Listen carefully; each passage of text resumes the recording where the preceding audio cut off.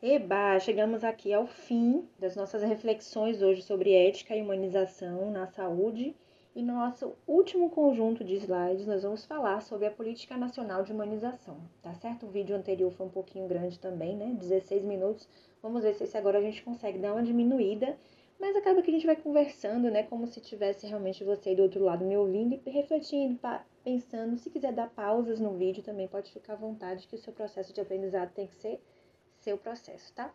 Então vamos para a Política Nacional de Humanização e ela se estrutura a partir de princípios, método, diretrizes e dispositivos. Nós vamos falar agora dos 4, certo? Dos princípios, depois eu falo do método, depois eu falo das diretrizes e depois dos dispositivos. Se você imprimiu os slides em folheto, né, aquele que fica 6 por folha, você vai acompanhando esses vídeos, aí fica mais tranquilo de entender melhor o conteúdo. E aí, tendo dúvida, você vai então lá no fórum de dúvidas para poder escrever, tirar suas dúvidas que eu vou respondendo. Certíssimo? Então vamos lá para os princípios. Princípio da transversalidade, da indissociabilidade entre atenção e gestão, protagonismo, corresponsabilidade e autonomia dos sujeitos e dos coletivos. Então, o que significa isso, né? Os princípios da Política Nacional de Humanização se estrutura a partir da ideia de que não se deve dissociar a atenção, a conduta, a assistência do processo de gestão, ou seja, tudo tem que estar intercambiado, tudo tem que estar interrelacionado. Outras questões que também devem fazer parte é o pensamento do protagonismo daquele que está ali do outro lado, né? A corresponsabilidade de todos os envolvidos e também a autonomia, a possibilidade de pensar, de refletir e de decidir desses sujeitos, né? Desses sujeitos que estão envolvidos nesse processo. Então, só voltando aqui, a gente está falando dos princípios, depois a gente vai falando dos métodos, tá? Então, a PNH fundamenta-se em 4 características, vamos pensar assim, né? A troca e construção de saberes, né? Porque acaba que, de acordo com as experiências que vão sendo vividas, novos aprendizados vão sendo adquiridos e construídos, e através dessa troca é que se constrói um melhor atendimento, um processo mais cuidadoso, com presença genuína, com um acolhimento, né? Então, tem que ter diálogo entre os profissionais, as pessoas precisam ouvir os seus colegas, os seus pares. Existe uma coisa chamada benchmarking, já ouviu falar? Tem a ver com boas práticas. Então, às vezes, você tem uma maneira muito sua de se desenvolver no seu dia a dia do trabalho, mas o seu colega tem uma maneira mais fácil, mais rápida, mais interessante, mais moderna, mais legal, mais econômica, né? Que chega a um resultado melhor. Então, se ele não fala, como é que você vai saber? Como é que você vai aprender com esse colega? Entende? Então, se há diálogos profissionais, todo mundo cresce, né? Se há um trabalho em equipe, se as pessoas conseguissem compartilhar as informações, os conhecimentos e houvesse realmente um senso de equipe, né, então a gente teria realmente um dos fundamentos da Política Nacional de Humanização. E por fim, a consideração às necessidades, desejos e interesses de todos os atores da saúde. Então, quem seriam os atores da saúde? Todos os stakeholders envolvidos, o paciente, a sua família, né? O enfermeiro, a enfermeira e todos os seus pares, os técnicos de enfermagem, toda a equipe multidisciplinar, os médicos, a gestão, né, a parte administrativa, a recepção, enfim, todos os atores, né, considerar então os interesses dessas pessoas todas que estão ali envolvidas. Vamos falar então dos princípios agora. Valorização da dimensão subjetiva e social em todas as práticas de atenção e gestão, fortalecendo e estimulando processos integradores e promotores de compromissos de responsabilização. Então, significa, quando a gente traz a dimensão subjetiva e social, a gente traz que não é só interessante a parte técnica, instrumental, atitudinal, somente, puramente, mas a gente integrar outros princípios, né, que fortaleça a dimensão mais subjetiva, a humanidade mesmo, né? A questão da sociabilidade, a questão do outro, né? E esse outro sendo todos aqueles atores da saúde já citados. Estímulo a processos comprometidos com a produção de saúde e com a produção de sujeitos, né? Então, fortalecimento desse trabalho em equipe multiprofissional, que é multidisciplinar, né? Estimulando a transdisciplinaridade, a grupabilidade, que tem a ver com cada um sabendo do seu papel e que você possa aprender com as diversas outras ciências e entender o lugar de todas elas, se relacionando, dialogando, para que um bem maior aconteça, que é o processo de saúde desse nosso cliente, desse nosso paciente. Então, atuação em rede com alta conectividade, de modo cooperativo e solidário, em conformidade com as diretrizes do SUS e utilização da informação, da comunicação e da educação permanente, que é uma expressão que as enfermeiras falam muito, porque realmente é muito necessário, as coisas mudam muito, então é preciso estar sempre se qualificando, sempre ressignificando o aprender, né? E dos espaços da gestão na construção de autonomia e protagonismo de sujeitos e desses coletivos todos que a gente está envolvido. Falando de método agora, o Humaniza SUS, como também conhecida a Política Nacional de Humanização, aposta na inclusão de trabalhadores, usuários e gestores na produção e gestão do cuidado e dos processos de trabalho. A comunicação entre esses três atores do SUS provoca movimentos de perturbação e inquietação que a política nacional considera motor de mudanças e que também precisam ser incluídos como recursos para a produção de saúde. Então, o que a equação desse método traz, né? Então, a gente compreende que todas as pessoas envolvidas no processo de gestão e do cuidado, né? Quando esses sujeitos dialogam, quando esses sujeitos se comunicam, a gente consegue perceber uma troca, uma partilha e não é só aquela questão passiva de seguir regras e orientações, mas de provocar, questionar, refletir. Quando a gente pergunta, significa que está com dúvida. Quanto mais a gente provoca, significa que a gente é sujeito crítico e propositivo. Quanto mais a gente propõe, mais a gente faz esse motor aí que está dito como motor das mudanças girar. Então, quem é que vai poder fazer o motor girar, senão as pessoas que estão envolvidas no processo, né? Então, são trabalhadores, usuários, gestores, a união desses resultando na produção e gestão do cuidado e dos processos de trabalho. Então, novos processos de trabalho, né? Novas formas de cuidar, novas formas de pensar este cuidado também. E quanto às diretrizes, existem algumas diretrizes, a gente vai falar agora da primeira, que é quanto ao acolhimento. Então, acolhimento tem a ver com escuta qualificada para que a gente possa entender quais são os sinais e sintomas que aquele paciente traz, que aquele cliente traz. Então, se a gente ficar hipotetizando antes de ouvir, a gente toma direcionamento errado. Então, é preciso a escuta qualificada para entender o não dito, para entender como é possível ajudar, compromisso com essa questão e vínculo mesmo, pessoa a pessoa. Isso é acolhimento, né?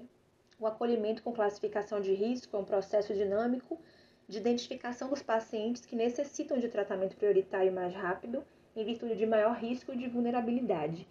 Então, o acolhimento é uma das diretrizes de maior relevância política, ética e estética da Política Nacional de Humanização na atenção e gestão do SUS. A política implica compromisso coletivo de envolver-se nesse estar com, né, potencializando o protagonismo e vida nos diferentes encontros. A ética, no que se refere ao compromisso com o reconhecimento deste outro, na atitude de acolhê-lo em suas diferenças, na dor que ele está sentindo, nas suas alegrias, nos modos de viver, de sentir e de estar nessa vida. E a estética, porque diz respeito à invenção de estratégias, às relações e encontros do dia a dia que contribuem para a dignificação da vida, do viver, e assim, consequentemente, para a construção da nossa própria humanidade. A diretriz gestão participativa e cogestão tem a ver com as rodas, com colegiados, gestores, câmaras técnicas e gerência de porta aberta. Então, sintetizando isso aí, o que é a diretriz de gestão participativa e cogestão? Então, chamar as pessoas para uma realidade, né? Porque às vezes a gente coloca a culpa sempre nos gestores, né? Como se eles não tivessem uma intenção positiva de acolher os nossos pedidos e ele precisa olhar de cima e ver a repercussão desse pedido num todo. Então, as coisas são interdependentes. A gente precisa, então, ter a gerência de porta aberta para aprender a ouvir e reconhecer que algumas coisas podem ser possíveis de serem feitas e a gente compreender que outras coisas não são possíveis. Essas rodas seriam, então, a troca e o compartilhamento das informações, das experiências entre os pares. Sobre a diretriz ambiência, trouxe até uma foto aí que diz: criar espaços saudáveis, acolhedores e confortáveis, que respeitem a privacidade, propiciem mudanças no trabalho, no processo de trabalho e sejam lugares de encontro entre as pessoas. Então, essa é uma diretriz muito bacana, também muito importante. A diretriz clínica ampliada e compartilhada tem a ver com afeto nas relações, A qualificação do diálogo, então, já está para além de ter um diálogo, é a qualificação deste diálogo e as decisões serem mais compartilhadas. A diretriz valorização do trabalhador, que é importante dar visibilidade à experiência, né, dos profissionais ali envolvidos, né, dos trabalhadores, né, incluí-los na tomada de decisão, apostando na sua capacidade de analisar, de definir, qualificar os processos de trabalho. A diretriz de defesa dos direitos dos usuários de saúde possuem direitos garantidos por lei e os serviços de saúde devem incentivar o conhecimento desses direitos e assegurar que eles sejam cumpridos em todas as fases do cuidado, desde a recepção até a alta. Existem algumas marcas específicas que vale a gente pensar aqui agora, né, compartilhar e que devem ser alcançadas. As marcas específicas ou as metas específicas é a redução de filas, do tempo de espera, a ampliação do acesso a um atendimento acolhedor, um atendimento mais resolutivo, baseado em critérios de risco, né? Todo usuário do SUS saberá quem são os profissionais que cuidam da sua saúde, os serviços de saúde se responsabilizarão por sua referência territorial, né? As unidades de saúde garantirão as informações ao usuário, o acompanhamento de pessoas de sua rede social de livre escolha, direitos do Código dos Usuários do SUS. As unidades de saúde garantirão gestão participativa aos seus trabalhadores e usuários, assim como a educação permanente aos trabalhadores.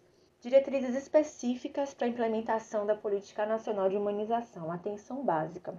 Elaborar projetos de saúde individuais e coletivos para usuários e sua rede social, considerando as políticas intersetoriais e as necessidades de saúde, incentivar as práticas promocionais da saúde e estabelecer as formas de acolhimento e inclusão do usuário que promovam a otimização dos serviços, o fim das filas, a hierarquização dos riscos e o acesso aos demais níveis do sistema efetivadas. Então, isso para atenção básica, né? A diretriz para urgência, emergência ou pronto-socorros. Garantir a demanda acolhida através de critérios de avaliação de risco, garantindo o acesso referenciado aos demais níveis de assistência, garantir a resolução da urgência e emergência, provendo o acesso à estrutura hospitalar e a transferência segura conforme a necessidade do usuário e definir protocolos clínicos, garantindo a eliminação de intervenções desnecessárias e respeitando a individualidade do sujeito. E quanto à atenção especializada, as diretrizes específicas são: garantir a agenda extraordinária em função da análise de risco e das necessidades do usuário, garantir critérios de acesso identificados de forma pública, incluídos na rede assistencial com efetivação de protocolos de referência e contra-referência, otimizar o atendimento ao usuário, articulando a agenda multiprofissional em ações diagnósticas e terapêuticas e definir protocolos clínicos, garantindo a eliminação de intervenções desnecessárias e respeitando a individualidade do sujeito. Quanto à atenção hospitalar, as diretrizes são: garantir visita aberta, através da presença do acompanhante, respeitando a dinâmica de cada unidade hospitalar, proporcionar mecanismos de recepção com acolhimento aos usuários, proporcionar mecanismos de escuta para a população e trabalhadores, possibilitar a existência de mecanismos de deshospitalização visando alternativas às práticas hospitalares, como, por exemplo, a de cuidado domiciliar, né? Garantir a continuidade de assistência com o sistema de referência e contra-referência e garantir equipe multiprofissional, minimamente com pelo menos o médico e o enfermeiro, de atenção à saúde. Mas no fim de tudo, o que fica para nós? O que é de fato o acolher, né? Com o acolhimento, a gente muda a experiência desse atendimento. Então, o que é o acolher? O que é acolhimento? O que é essa experiência que eu trago? Acolher, primeiro de tudo, acolhimento é postura. Acolhimento é ação. Então, acolhimento é postura porque pressupõe mudança nas relações profissionais entre os usuários por meio de parâmetros técnicos, éticos, humanitários e de solidariedade. E implica também um entendimento com resolutividade e responsabilização, mesmo quando for necessário envolver outro setor, outro nível de atenção. Então, é uma postura, né? Você possibilitar mesmo que esse atendimento ele tenha uma postura ética, uma condução ética, né? Digamos assim. que você consiga, do primeiro momento até o último momento com esse paciente, esse sujeito, esse cliente, uma escuta, uma presença qualificada, né? Então, acolhimento é postura. É quando você entende e se responsabiliza pelo sucesso daquele atendimento. Então, é também ação. É uma forma de operacionalizar os processos de trabalho em saúde para atender a todos que procuram os serviços de saúde com escuta, né? De novo, a escuta aparece porque é com ela que você vai identificar as necessidades, é com ela que você vai identificar as dores, né? O que está acontecendo, o que antecedeu, fazer uma anamnese perfeita para dar as respostas adequadas, né? Oportunizar um encaminhamento mais seguro, um encaminhamento mais resolutivo, né? Então, o acolhimento também a gente compreende como algo transversal, porque tem a ver com escuta qualificada, com humanização, cidadania, resolutividade, acesso, né? Possibilitar esse acesso, criar a criação de um vínculo pessoa a pessoa e responsabilização. Essa palavra é muito forte, essas duas últimas, inclusive. Resolutibilidade e responsabilização. Quando você se responsabiliza por o sucesso daquele atendimento, você é mais resolutivo, né? Você dá encaminhamentos mais seguros. Então, é uma mudança de modelo de atenção, é a oferta de serviços mais compatíveis com as necessidades reais mesmo de cada usuário. E para fechar o nosso entendimento, antes da gente falar da experiência, o acolhimento significa a humanização do atendimento. Isso pressupõe garantia de acesso a todas as pessoas. Isso se chama acessibilidade universal. Então, garantia de acesso a todas as pessoas. E diz respeito ainda à escuta de problemas de saúde de forma qualificada, dando-lhe uma resposta positiva e responsabilizando com a resolução do problema. Por consequência, o acolhimento deve garantir a resolubilidade, que é o objetivo final do trabalho em saúde, que é resolver efetivamente o problema do usuário. A responsabilização para com o problema de saúde vai além do atendimento propriamente dito e diz respeito também a um vínculo que se cria, né? Ao vínculo necessário entre o serviço e a população usuária. O que é, então, a experiência do paciente, que é, inclusive, um termo que está muito na moda, né? Que diz respeito à qualidade e o valor de todas as interações, diretos ou indiretos, clínicos e não clínicos, abrangendo toda a duração do relacionamento paciente e provedor do atendimento. Então, tem a ver com o que acontece antes do atendimento, durante o atendimento e pós-atendimento. Tem a ver com o ambiente físico, com tecnologia e com as informações que são dadas. A experiência do paciente pode ser ancorada em 5 pilares: segurança, qualidade, desfecho clínico, valores e relações humanas. Então, a parte técnico-clínico, segurança e qualidade. O aspecto humano, comportamental, desfecho clínico, valores e relações humanas. Então, aí se dá a experiência total positiva do paciente. Então, quais as relações que a gente encontra entre a experiência do paciente e a humanização? Tem a ver com práticas de educação, práticas de cuidado e práticas de bem-estar e qualidade de vida. Então, informação, ambiente físico, comunicação, segurança, educação, assistência, ambiência, gestão inclusiva, práticas de cuidado, práticas de educação e o acolhimento com as práticas de bem-estar e qualidade de vida. Então, isso tem a ver com a relação entre a experiência do paciente e a humanização. Então, para a gente finalizar, as diretrizes, para a gente relembrar, as diretrizes do acolhimento: escuta, compromisso e vínculo. Então, o acolhimento é um processo dinâmico de identificação dos pacientes que necessitam de tratamento prioritário e mais rápido em virtude de maior risco e de vulnerabilidade. Então, eu digo para você que está em nossas mãos sermos melhores a cada dia.